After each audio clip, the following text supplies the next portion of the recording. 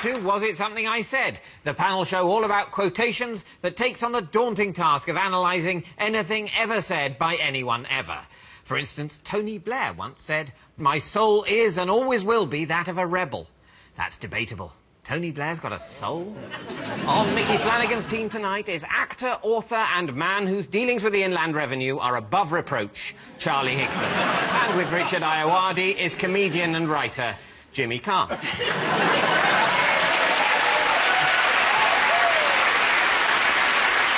And here to read our quotations is an actor who once said of his first day at school, "I'd never had a fight before, but I remember laying him out flat and I never had any more trouble." That's certainly one way to deal with a maths teacher. Please welcome star of Homeland, David Harewood.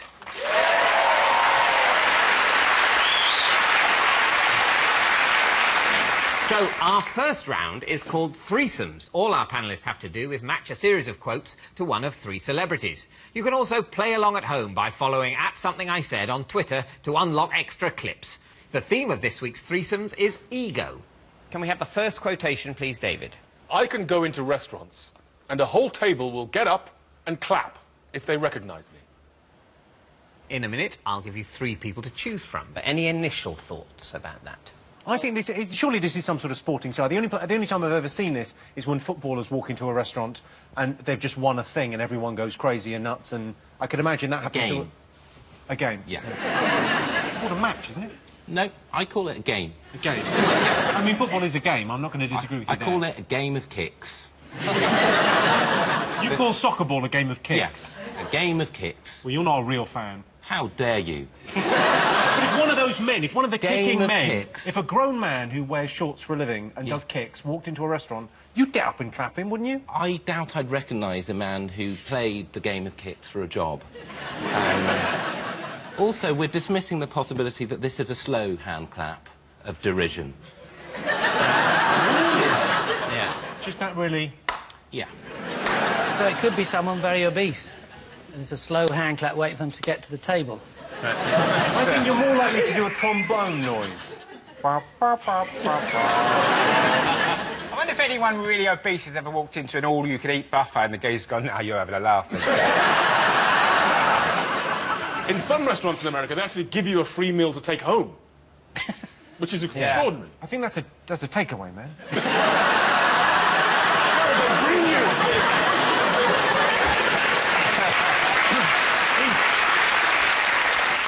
I'm going to narrow down your options. Who said, "I can go into restaurants and a whole table will get up and clap if they recognise me"? Was it media mogul Rupert Murdoch, singer Lady Gaga, or Ugandan dictator Idi Amin? I mean, Idi Amin, if he was in Uganda, I feel there would be a sense of, we better get up and clap. You know what he's like. He's all beheady when he gets cross. Yeah. Rumours of cannibalism as well. You know, you don't want to end up on the menu, do you? Was he a cannibal? Did he really eat someone? Is that a real thing? There were rumours. His family did try to sue the makers of the King of Scotland for implying that he was a cannibal. Did they think that would worsen his reputation? Yeah. I think it's... I've got to say, legally, he's on shaky ground in terms of libel generally being about your reputation. Also, he's dead, and you can't libel the dead. You can say what you like about the dead. You know, Hitler was gay. He can't sue. Can't you just leave Hitler alone? Hasn't he had enough flack? He had one bad 7 to 8 year patch. And everyone's on him. It's got to be Gaga, hasn't it? I don't know, people would recognise her in a weird way. She's kind of a bit of a blank canvas. I think I saw her on the tube once. I think I saw her on the tube. I saw someone really dressed down, no makeup, in a hoodie on the tube. This is a hell of an anecdote. And I think it was her. I mean, yeah, it doesn't really... Yeah, it doesn't build. You should have lied, Jim, in the second half of that story. And just said, "Oh, I saw her on the train, and then she had a shit in the corner of the church." All right, so we're saying Lady Gaga. That's your team's answer, Lady Gaga. Lady Gaga. Richard and Jimmy. I think that's got Idi written all over it.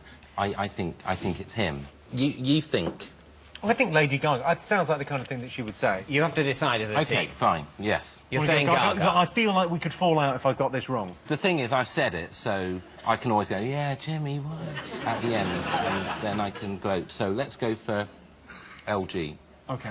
Everyone is saying that it's Lady Gaga. Well, the answer is Rupert Murdoch. Oh. So you're all wrong. Oh. I thought it was Lady Gaga. I did. Why would you say that after you've been told, you crazy fool? David, how did you get the part of a CIA bigwig? Do you know I auditioned for the part in my bedroom?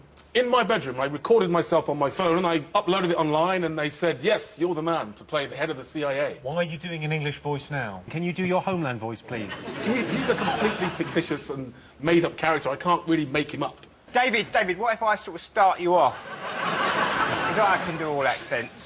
Go on, then. Oh, so, David, how you doing today? What did I say? Give me a line. Give me a line. Someone give me a line. Send them all to Guantanamo Okay. Bay and then drown them a bit. OK, here we go. Send them all to Guantanamo Bay and then drown them a bit.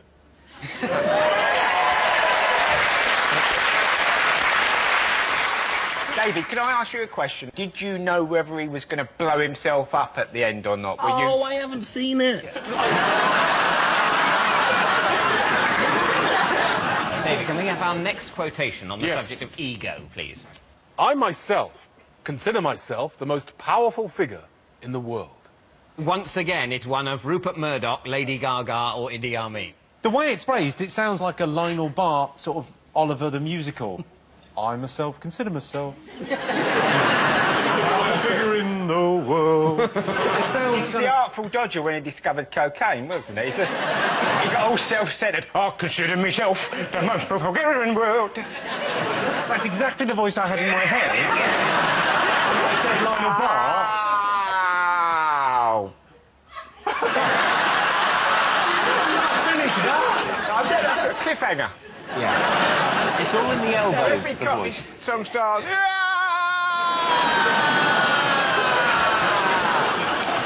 David, I want to ask you, because you're from Birmingham, did you never come out of character and sort of go, what do you fucking mean he's going to blow himself up? I got rid of my Birmingham accent on my first day at drama school. Yeah, I know. When mine left me, I thought my identity was just lost. How did you get rid I of went your back accent? to the poor people and I said, talk to me, I need to talk to you. Talk to me again. You're doing that.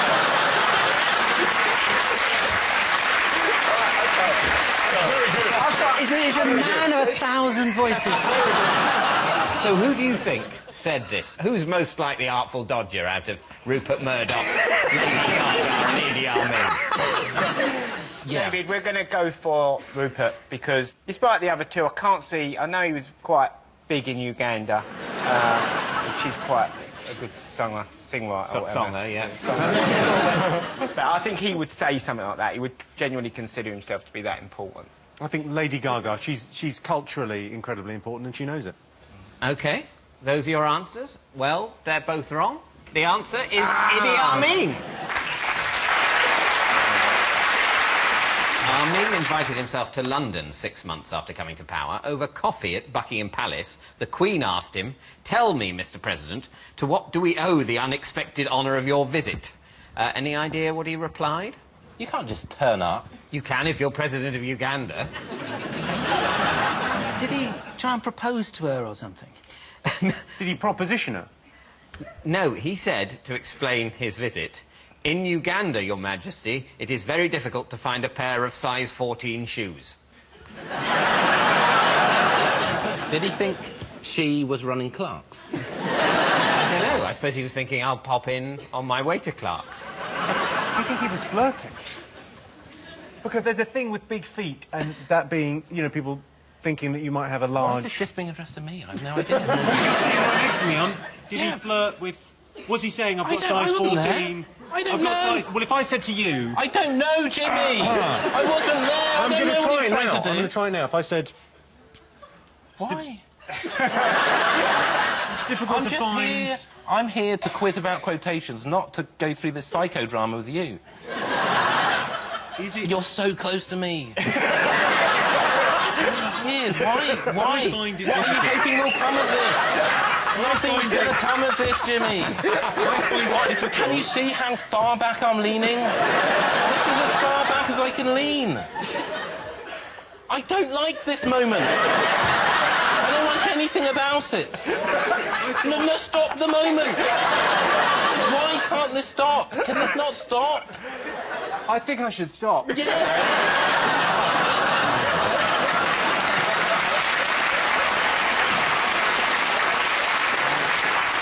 So, at the end of our threesomes round, I can tell you that the teams are tied. Over the break, see if you can complete this quotation from Charlie Chaplin in 1914 when he was renegotiating his contract with Keystone Studios. All I need to make a comedy is what? Tweet your answer to @somethingIsaid, and we'll see you in a couple of minutes.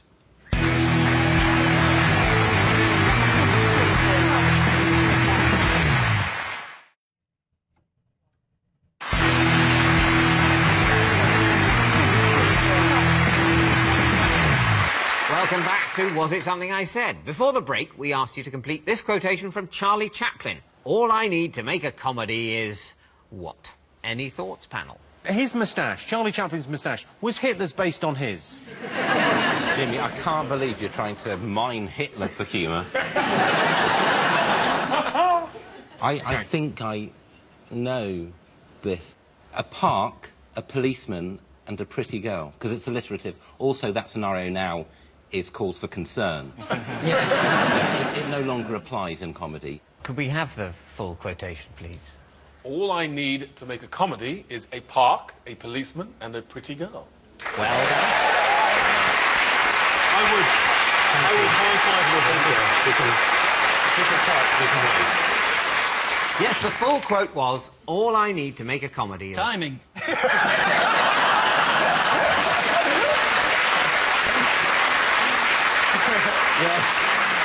Yes, the full quote was, all I need to make a comedy... Repetition. You begin to make me look like a moron. Yes, the full quote was, all I need to make a comedy is a park, a policeman and a pretty girl. Also, all that's needed to end a promising career as a politician. Now, the next round is called Keywords. We give our panellists a few keywords and ask them to work out the whole quotation. So, for instance, if we gave you fight and beaches, you would, of course, have to work out a quotation from Churchill or from a lifeguard in Magaluf. OK, here's one from US President Abraham Lincoln, taken from one of the greatest speeches of American history. Every American school kid knows this quote, but do our panellists. As your first clue, David, can we have 2 keywords, please? Score and 7. That is a very famous quote. It's the Gettysburg Address. I can't necessarily get it word for word, but I think it was. I didn't do very well in my local pub's darts tournament. I only got a score of 7. OK, 407 years ago, we started America. That's the gist of it. And it was based on the principle of all men are equal. You're in the right area. Can we have the 3rd keyword, please, David? Equal. I think Jimmy suspected equal. Yeah, something there. about All men are created equal, which I don't think's... from what my girlfriend says, is not the case. Some of her ex-boyfriends have been terrific at stuff. Well, I'm going to press you to a specific guess. I'm going to have a bash. Is it 4 years ago and 7, our forefathers declared that all men shall be equal? I'll take that and I'll raise it. 407 years ago, our forefathers... That's what I said. Founded... This country on the principle of equality... Principle that all men are equal. Well, you've both... I mean, you've got... Can we have the full quotation, please? In an American accent. 407 years ago, our fathers brought forth on this continent a new nation, conceived in liberty, and dedicated to the proposition that all men are created equal. How good that And I think both teams did very well. You got the 7 years and the all men are created equal. There wasn't so much new nation conceived in liberty coming forward, but, you know... When that came up, I didn't even know who he was. I didn't know who he was. I just thought, who is the geezer? He looks like the lead singer of Mumford and Sons. So, at the end of our keywords round, a quick look at the scores tells me that Richard's team is in the lead.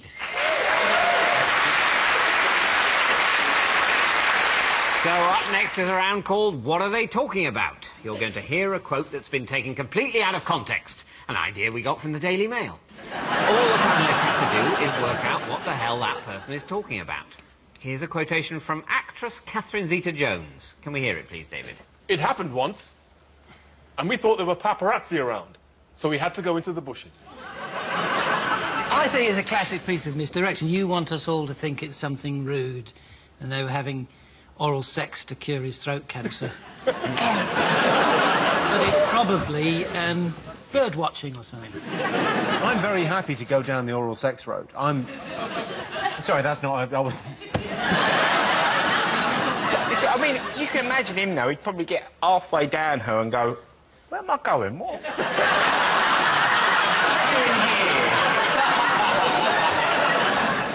But if he's halfway down, isn't he in the right place? Well, I start at the tits. I'm just trying to think of the scale of it. I don't suck my wife's head, if you put it that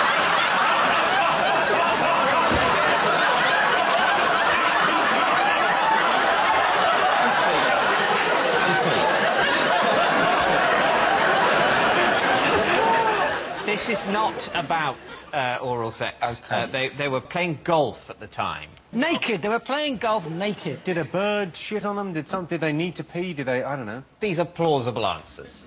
But they're not correct. Well, let's see. David, can we have the full quotation? We have a rule.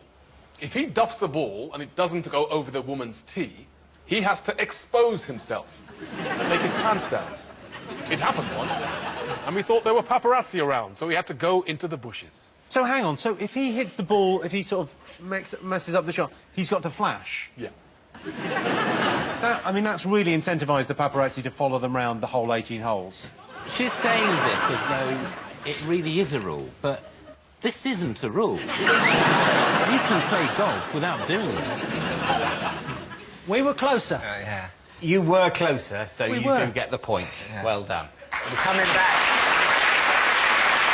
Now, our next round is the Was It Something I Said round, in which each team has to work out who said the following quotations. It'll either be from one of us on the show tonight or from our virtual guest, Piers Morgan. So, obviously, the stakes in the show have just shot up as everyone on the panel stares right down the barrel of the possibility that a quote of theirs is about to be judged the sort of thing Piers Morgan might say. So, first up is Mickey's team.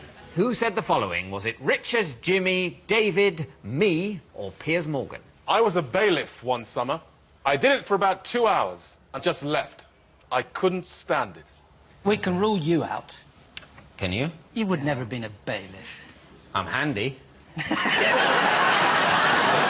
either pay up or we're taking the motor.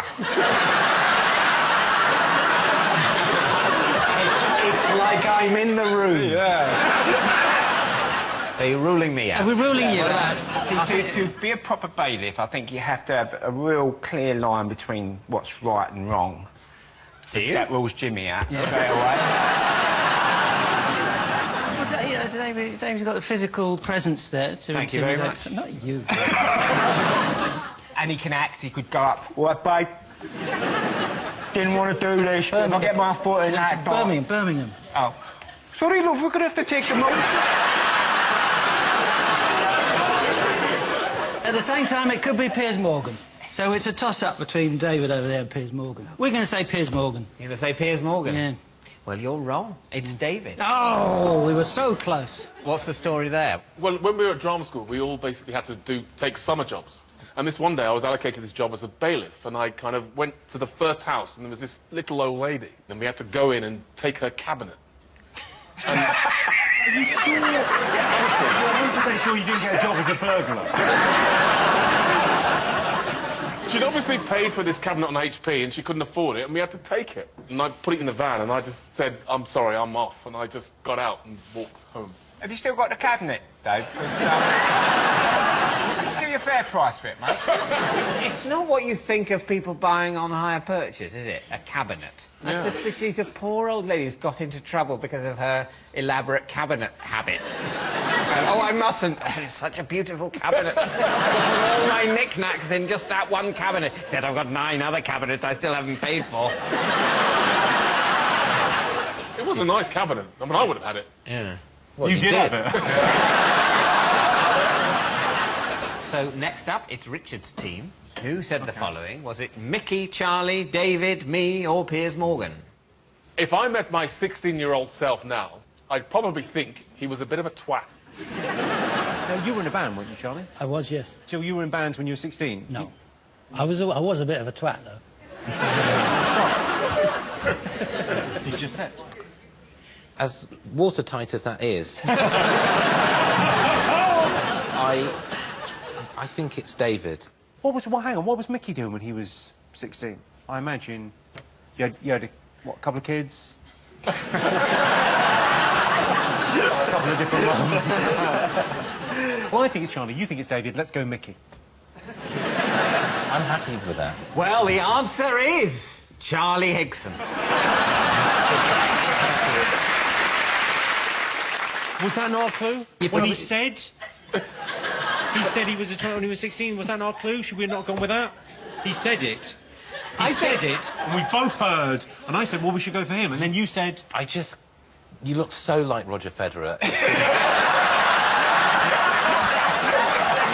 me, all I'm thinking is, why am I playing tennis? Feels like we've had a real breakdown in communications. That's all we've got time for. And a quick look at the scores tells me this week's winners are Richard and Jimmy.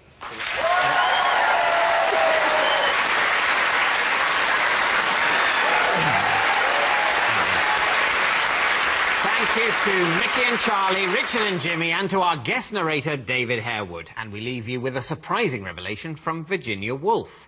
One has to secrete a jelly in which to slip quotations down people's throats, and one always secretes too much jelly.